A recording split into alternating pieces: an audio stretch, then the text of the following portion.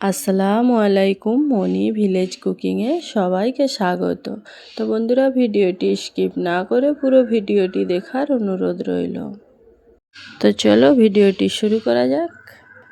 ভেন্ডি, চিংড়ি মাছ, টমেটো, কাঁচা আম দিয়ে টক বানিয়ে ফেলবো। তো রেসিপিটা দেখতে থাকুন।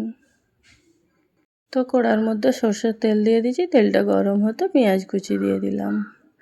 তো পেঁয়াজটাকে আমি সুন্দর করে ভেজে নেব। তো স্বাদ মতন লবণ দিয়ে দিলাম পেঁয়াজের উপরে। তো পেঁয়াজটা ভাজা হয়ে গেছে, আমি সর্ষে বাটা দিয়ে দিলাম।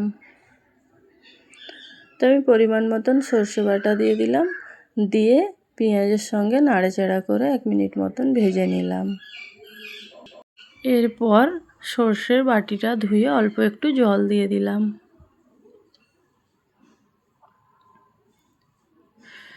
চিংড়ি মাছ ভাজা দিয়ে দিলাম, দিয়ে নাড়াচাড়া করে দিলাম। পরিমাণ মতন হলুদের গুঁড়ো দিয়ে দিলাম, লঙ্কার গুঁড়োও দিয়ে দিলাম পরিমাণ মতন,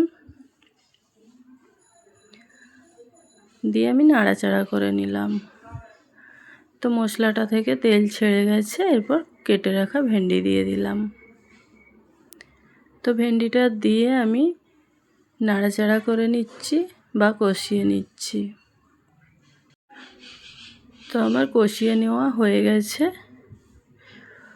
অল্প একটু জল দিয়ে দিব, দিয়ে আমি নাড়াচাড়া করে ঢেকে দেব। তো আমি জলটা দিয়ে নিলাম, নাড়াচাড়া করে নিচ্ছি। এরপর আমি ঢেকে দেব। তো ভালোভাবে ফুটে গেছে। তো আমার ভেন্ডিটা সুন্দর করে সেদ্ধ হয়ে গেছে। কেটে রাখা টমেটো দিয়ে দিলাম। টমেটোটা দিয়ে আমি সুন্দর করে নাড়াচাড়া করে নিচ্ছি। তো আমি ঢেকে ঢেকে আমার সেদ্ধ হয়ে যাবে, টমেটোটাও গলে যাবে। পর আমি কেটে রাখা আম দিয়ে দিব, কাঁচা আম দিয়ে দিলাম, দিয়ে আমি 1 মিনিট মতন কষিয়ে নেব। তো আমার 1 মিনিট মতন সুন্দর করে কষিয়ে নেওয়া হয়ে গেছে। এরপর আমি জল দিয়ে দিব। তো আমি জল দিয়ে দিলাম। তো যেহেতু এটা ভেন্ডির টক হচ্ছে, একটু বেশি জল দিতে হবে। তো বন্ধুরা, ভিডিওটি দেখতে দেখতে অবশ্যই একটা লাইক করে ফেলুন।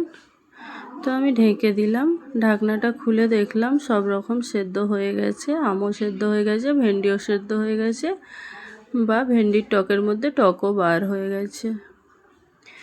তো কালারটা দেখতে মাশাআল্লাহ খুব সুন্দর আসছে। তো বন্ধুরা, আপনারাও চাইলেও বাড়িতে এইভাবে একবার ভেন্ডির টক ট্রাই করে ফেলবেন। তো আমি একটা পাত্রের মধ্যে ঢেলে নিলাম। তো বন্ধুরা, আমার ভিডিওটি যদি ভালো লেগে থাকে অবশ্যই আমার চ্যানেলটিকে সাবস্ক্রাইব করে দিবেন। ফেসবুক পেজ থেকে দেখে থাকলে পেজটিকে ফলো করে দিবেন। এতক্ষণ আমার ভিডিওর সঙ্গে থাকার জন্য সুন্দর একটি কমেন্টস করবেন। আজকের মতো সুস্থ থাকুন, ভালো থাকুন, বাই বাই, আল্লাহ হাফেজ। নেক্সট ভিডিও নিয়ে আবার ফিরে আসছি।